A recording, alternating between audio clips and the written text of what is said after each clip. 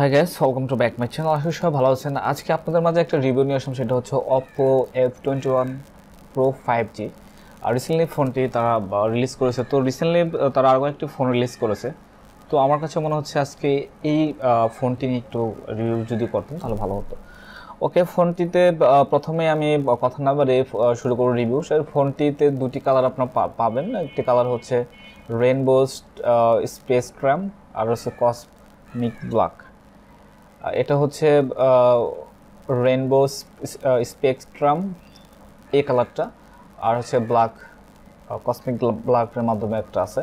তো এই ফোনটিতে 5G supported dual nano SIM use করা হয়েছে।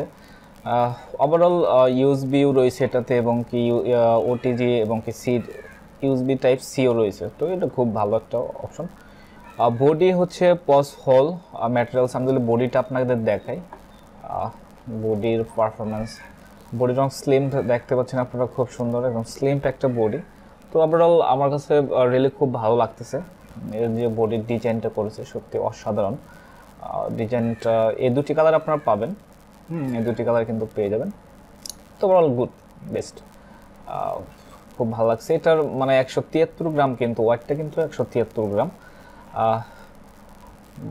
Overall good. সো আর যদি আমি আসি যে ডিসপ্লের যে অপশনটা, ডিসপ্লে হচ্ছে কিন্তু 6.43 ইঞ্চি ডিসপ্লে, এবং কি অ্যামোলেড টাচ স্ক্রিন।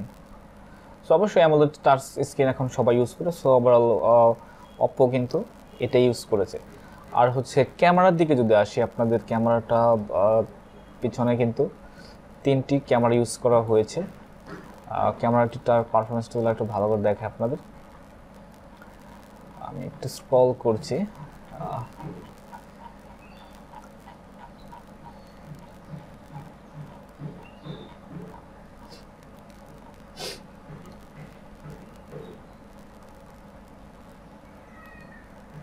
অপ্পোর যে ক্যামেরা, 3টি ক্যামেরা কিন্তু ইউজ করেছে আমরা দেখতে পাচ্ছি। একটা হচ্ছে 64 মেগাপিক্সেল মেইন ক্যামেরা যেটা, সেটা। আর হচ্ছে বোকে ডেপথ ক্যামেরা, এটা হচ্ছে এটা ইদান আপনারা ব্লার হয়, এটার জন্য কিন্তু ব্লার হয় আর কি এতে আপনার ব্যাকে।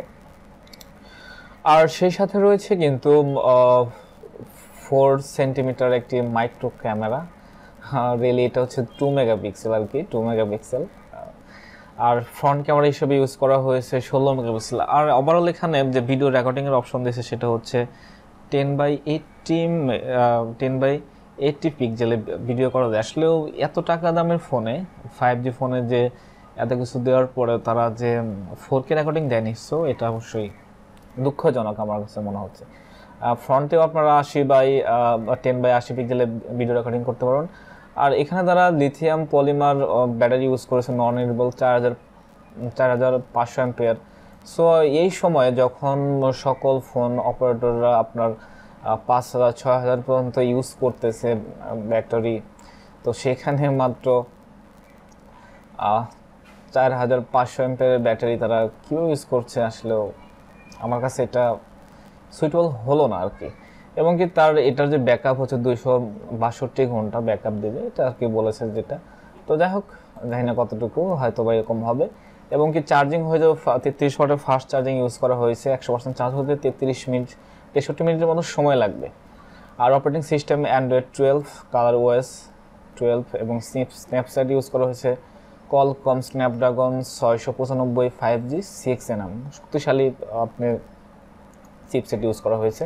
আর র্যাম 8GB প্রসেসর ইউজ হয়েছে octa core up to 2.2 GHz। সত্যি খুব ভারী একটা আর কি। আপনি গেমস খেলতে পারেন খুব সহজে, কিন্তু গেমস খেলতে পারবেন। গেমস খেলার জন্য এটা একটা আদর্শ ফোন হবে আমি মনে করি। আর হচ্ছে 8GB র্যাম, আপনি 8GB র্যাম এবং 128GB রম ইউজ করা হয়েছে এই ফোনটিতে। ওভারঅল তারা গেমিংয়ের জন্য খুব করেছে। গেমিং আপনারা খুব সহজে এটাতে গেম খেলতে পারবেন ওভারঅল, এবং কি অ্যামেজিংভাবে কোনো কিছু সমস্যা হবে না, অ্যামেজিং সাউন্ড পাবেন। তো ওভারঅল সর্বশেষে এই ফোনটির প্রাইস যদি বলা হয়, প্রাইস অনুসারে যে 37,990 টাকা প্রাইস। তো এই প্রাইস অনুসারে যে 4K রেকর্ডিং দেয়, আর হচ্ছে যে সেই সাথে ব্যাটারি যে এম্পিয়ার যে এত কম দেওয়ার কারণটা আমি বুঝতে পারলাম না। তো তো এদিকে আমি মনে করি এই ফোনটি পিছিয়ে রইবে। তো আপনারা যারা মোটামুটি স্টাইলিস্ট এবং গেমিংয়ের জন্য নিতে চান তাহলে এই ফোন নিতে পারেন। আর ওভারঅল এই ফোন না নেওয়াই ভালো, কারণ যদি ব্লগিং করতে চান সেই ক্ষেত্রে ফোন নেওয়ার জন্য আমি সাজেস্ট কখনোই করব না। ব্লগিং করতে গেলে অন্য ফোন নিতে পারেন। আমি রিসেন্টলি স্যামসাংয়ের A73 একটা রিভিউ করেছি, সেটা দেখতে পারেন, সেটা নিতে পারেন, ব্লগের জন্য আদর্শ একটা ফোন হবে। তো আজকে এখানে বিদায় নেব, সব ভালো থাকবেন, সুস্থ থাকবেন, আল্লাহ হাফেজ। আর ভিডিও কেমন লাগলো অবশ্যই জানাবেন, আর এরকম ভিডিও পাওয়ার জন্য অবশ্যই কমেন্ট করে জানাবেন।